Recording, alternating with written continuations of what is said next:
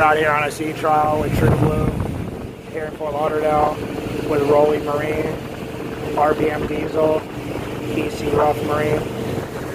What an awesome day. Stabilizers are working awesome. We just redid them. Cooper nickel. Had to re-drop them. Do all kinds of bearing work, seals, hoses, redid the cylinders. Just moves right along.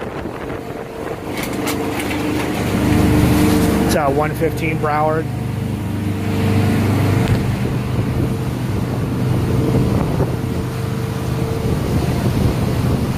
Walking up here to the bow. Man, these stabilizers are working great. Normally you'd be pitched all over the place.